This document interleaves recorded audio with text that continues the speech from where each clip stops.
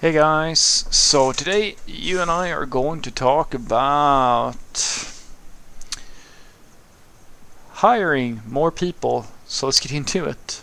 So the question in question was, hi Frederick, would you say that the speed at which software engineering companies execute their work increases drastically as they hire more people?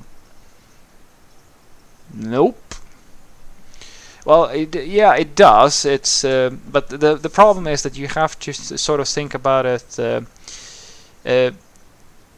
there was like my friend told me once upon a time. He said that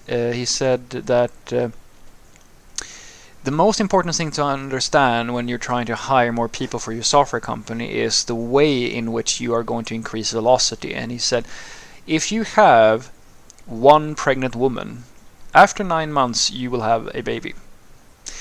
And if you add three more women, or like two more women, and you have three women, you're not going to be able to get that kid in 3 months. You're going to get three babies in 9 months. And the exact same thing applies here, where the idea is that you can absolutely add more people, but you can't make there's a saturation factor, if that makes sense, to every given problem, where you can't make a single project go faster by just having more people, because the work is, as I like to say, the work is the problem is what the problem is.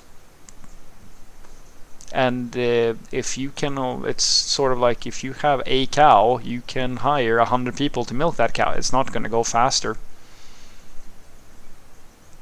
And the same thing is true here.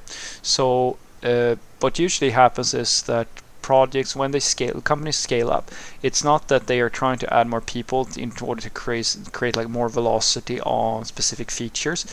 It's more about they have so many projects that they want to scale up, and scaling up is usually actually a big cost and a big problem. It's not something that you should be doing lightly.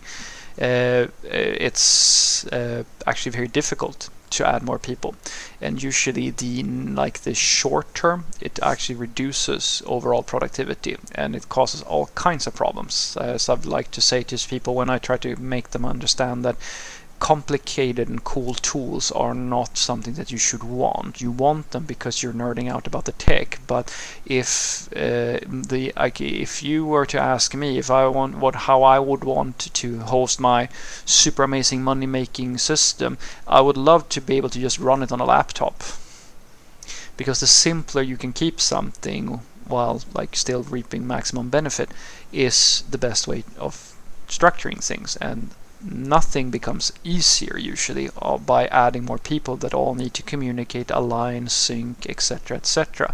It becomes an enormously difficult task. I would even say that it is the biggest logistical problem, if that makes sense, for IT companies. The technical problem is always the same, which sort of in a way like overlaps with this problem, which is keeping quality over time.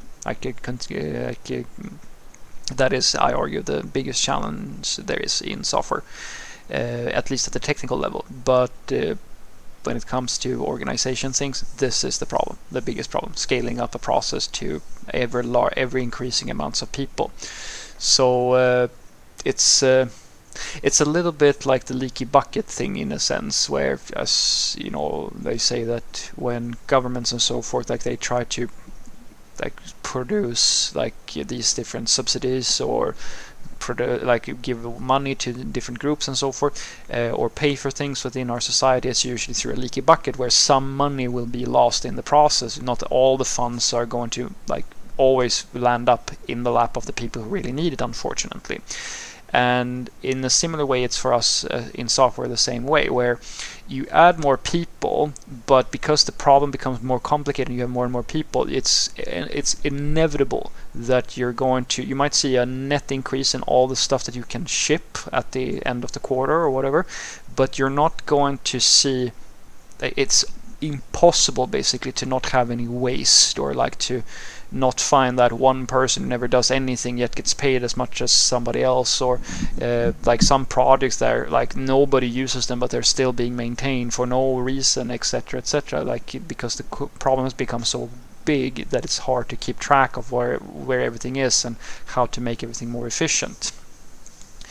So what I want you to take away from this is that well, yes, speed is like when people hire more software engineers, it's usually to increase overall velocity, but as I said, with the pregnancy and stuff like that, it's not about increasing the speed of one specific project. It's about increasing the like the amount of work that you can deliver in basically the same amount of time. So it's about the quantity of work versus like the speed of individual pieces.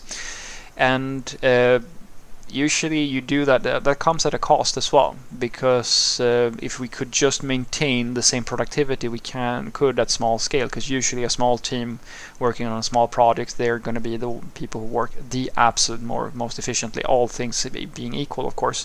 But as the company grows, the more people you involve, the more likely you are to have these scheduling issues and miscommunications, and all this alignment needs to take place, which takes a lot of time. Meetings is a manifestation of that problem, as I like to say. I argue that meetings are always it's a symptom of not having good standards within an organization, because when people don't feel like they understand how they don't feel they don't trust that everybody knows what's going on, they schedule meetings to align and communicate, which is the most human thing in the world. You sync up about values and ideas and like plans and so forth, and that is a cost that you pay the more people you add. So your bucket at small scale, which is like perfect size, is going to grow, but it's also going to start getting some leaks here and there, so things are going to start following between the cracks to a certain point. But the net effect is usually that you can ship more software. Have a great day.